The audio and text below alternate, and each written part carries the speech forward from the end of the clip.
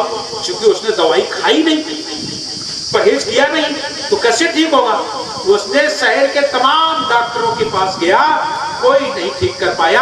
आखिरकार वो भैया डॉक्टरों को उल्टा सीधा बोलने लगा, अरे ये डॉक्टर सब लुटेरे हैं, ये सब ऐसे ही हैं, ये कभी कुछ नहीं ठीक करते। मैं इतने जानो लोगों के पास गया, मुझे ठीक नहीं कर पाया, ये डॉक्टर वो डॉक्टर। तो डॉक्टरों ने सोचा ये तो अच्छा बदनामी कर रहा है और ये बीमार ज्यादा है नहीं, शायद सी बीमारी है। तो डॉक्टरों ने क्या किया, सब मिलकर के एक उपाय सोचा। बोले क्या करें, सभी लोगों से पूछा तुम्हारे पास क्या, बोले हाँ। तुम्हारे पास क्या लिखा, सबने एक ही दवाई लिखी, एक ही जैसी दवाई। जब एक ही बीमारी तो एक ही जैसी दवाई होगी, थोड़ा बहुत अंतर। सब डॉक्टर बोले क्या होना चाहिए, बोले आप बताओ क्या होना चाहिए। तो सब लोग बोले इसके पीछे लगाओ, देखो ये करता क्या है। तो एक डॉक्टर के पास गया, डॉक्टर साहब में बीमार हो, देखा उसने, कोई बात नहीं, इसमें नहीं, बुखार है, ये अभी ठीक हो जाएगा, जुकाम बुखार है आपको। उसने दवा लिखी और लिख करके दे दिया, पर्चा ले लेना और ठीक हो जाओ। वो पर्चा लेके गया घर, उसके पीछे आदमी लगाया गया, देखो ये करता क्या है। वो गया, शाम को पर्चे को इसने 101 बार पढ़ा और रख दिया, अगरबत्ती जलाई, उसने पूजा किया और पर्चे को रख दिया। दवा खरीद के लाया नहीं, खाया नहीं, या लाया तो फेंक दिया।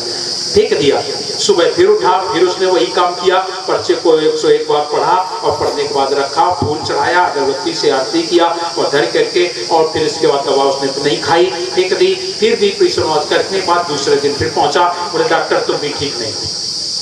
ये बात सभी डॉक्टरों को पता लग गई, ये बच्चा दवा नहीं खाता है, ये रोगी दवा नहीं खाता है, पर्चे को 101 बार पढ़ता है, फूल चढ़ाता है, आरती करता है, लेकिन दवा नहीं खाता है। तो सभी डॉक्टर बोले आज आने दो इसे, अब ये ठीक हो जाएगा। आया डॉक्टर के पास और डॉक्टर से बोला डॉक्टर साहब तेरी दवा भी फायदा नहीं की। डॉक्टर बोले आज मेरी दवा फायदा करेगी, आज मेरी दवा फायदा करेगी। कंपाउंडर बोले हाँ, फला फला दवा की इंजेक्शन भर के ले आ। जैसे उसने इंजेक्शन का नाम लिया वैसे वो भगा, और जब भगा तो जोर से भगा, लेकिन वहां सारे डॉक्टर इकट्ठे थे। डॉक्टर मैं इंजेक्शन नहीं लगवाऊंगा, मैं इंजेक्शन नहीं लगवाऊंगा, भगा।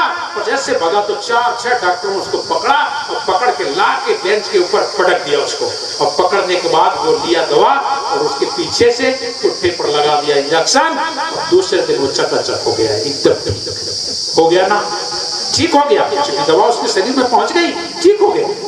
साहब हमारे कहते हैं काश ऐसा इंजेक्शन मेरे पास भी होता तो सबको एक एक इंजेक्शन लगाता, सब ठीक हो जाते, लेकिन ऐसा इंजेक्शन धर्म में बना नहीं है। मेरी दवा तुम्हें खानी पड़ेगी, अगर खाओगे तभी कुछ पाओगे, नहीं खाओगे तो नहीं होगा।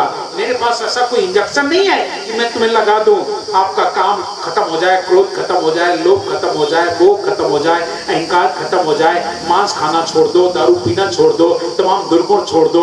अगर ऐसा इंजेक्शन हम लोगों के पास होता तो 4-6 लोग पकड़ पकड़ के सबको एक एक इंजेक्शन लगाते, सब लोग ठीक हो जाते ना। लेकिन नहीं, धर्म की एक ऐसी बूटी है, मेरे साहेब के दरबार में एक बूटी अजब खड़ी है, मेरे साहेब के दरबार में एक बूटी अजब खड़ी है। कैसी है, काटे कटे नजारे जा रहे हरदम हरी खड़ी, और कितना भी उसे काटे लेकिन कटती नहीं है, आप उसे आग लगाओ तो जलती नहीं है। साहब कहते हैं काटे कटे नजारे जा रहे हरदम हरी खड़ी है, मेरे सदगुरु के दरबार में एक बूटी अजब खड़ी है। ब्रह्मा विष्णु महेश्वर कहिए तीनों से अगरी है, मतलब इनसे भी आ गया, ब्रह्मा विष्णु महेश्वर कहिए तीनों से अगरी है, मेरे साहिब के दरबार में एक बूटी अजब खड़ी है। फिर क्या कहते हैं, 5 नांग 25 नांगनी सूंघत तुरंत मरी। ऐसी वो बूटी है कि 5 नांग और 25 नांगनी है, केवल उससे सूंघ लेती है तो 5 नांग 25 नांगनी सूंघत तुरंत मरी है, मेरे सदगुरु के दरबार में बूटी अजब खड़ी है। जरा सोचो, ऐसी बूटी है, ऐसी जड़ी है कि 5 नांग 25 नांगनी सूंघत तुरंत मरी है, मेरे सदगुरु के दरबार में बूटी अजब खड़ी है। और क्या कहते हैं साहब, कबीर कहते हैं, कहें कबीर सुनो भाई साधु, अमृत रस की भरी है, मेरे सदगुरु के दरबार में बूटी अजब खड़ी है। वो बूटी कौन सी है, वही है बूटी सार सत्य। ये काटने से कटेगी भी नहीं, जलाने से जरेगी भी नहीं। और जिसने इसको सूंघ लिया 5 नाग और 25 नागनी, बोलो मर जाती कि नहीं? कौन है 5 नाग? काम, क्रोध, लोभ, मोह, अहंकार।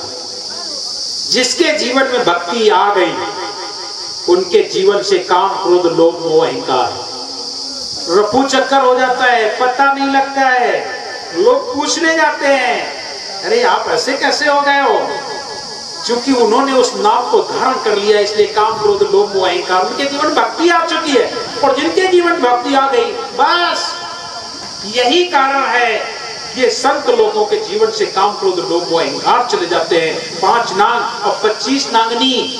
25 नागनी कौन है? 5 तत्व की 25 प्रकृतियां हैं। ये 25 प्रकृतियां भी शांत हो जाती है, इनकी भी जरूरत नहीं होती है।